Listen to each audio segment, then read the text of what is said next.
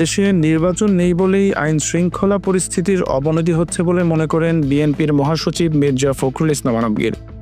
তিনি বলেছেন, বিএনপি কোনো অন্যায়কে সমর্থন করে না। সাম্প্রতিক সময়ে যেসব হত্যাকাণ্ড ঘটেছে সেসব ঘটনার প্রকৃত অপরাধীদের চিহ্নিত করে শাস্তির আওতায় আনতে সরকারের প্রতি দাবি জানান তিনি। মির্জা ফখরুল বলেছেন, গণতন্ত্রে যাওয়ার প্রধান বাহন হচ্ছে নির্বাচন। নির্বাচন নেই বলেই আজকে দেশে আপনার এই ঘটনাগুলো ঘটছে। আইন শৃঙ্খলার অবনতি ঘটছে, মৃত্যু বাড়ছে, দুর্বৃত্তরা সুযোগ নিচ্ছে, কারণ তাদের পেছনে সেই ধরনের জনসমর্থন নেই। একটা ইলেক্টেড সরকার আসলে নিঃসন্দেহে অনেক শক্তিশালী গভর্নমেন্ট হবে।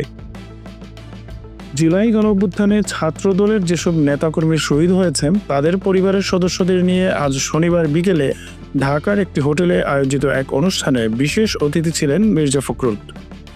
অনুষ্ঠানের আয়োজক বিএনপির ভ্রাতৃপ্রতিম সংগঠন জাতীয়তাবাদী ছাত্রদল। অনুষ্ঠানে প্রধান অতিথি ছিলেন বিএনপির ভারপ্রাপ্ত চেয়ারম্যান তারেক রহমান। তিনি লন্ডন থেকে এই অনুষ্ঠানে ভার্চুয়ালি যুক্ত হন।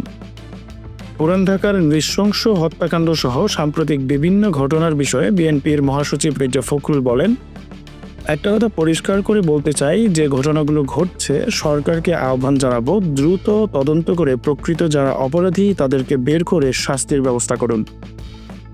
শহীদ পরিবারের পুনর্বাসন ও আহত ব্যক্তিদের পাশে দাঁড়াতে সরকারের প্রতি আহ্বান জানান মির্জা ফখরুল। তিনি বলেন, বিএনপি ভবিষ্যতে সরকার গঠন করলে প্রথমে শহীদ পরিবারের দাবি পূরণ করা হবে। জুলাই সনদের কথা বিএনপি 3 মাস আগেই সরকারকে জানিয়েছে উল্লেখ করে মির্জা ফখরুল বলেন, এর মধ্যে যতটুকু পরিবর্ধন দরকার তার জন্য অত্যন্ত আন্তরিকতার সঙ্গে সরকারকে সহযোগিতা করা হচ্ছে।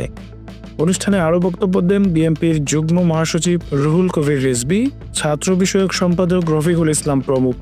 অনুষ্ঠানে সভাপতিত্ব করেন ছাত্রদলের সভাপতি রাকিবুল ইসলাম, সঞ্চালক ছিলেন ছাত্রদলের সাধারণ সম্পাদক নাসির উদ্দিন।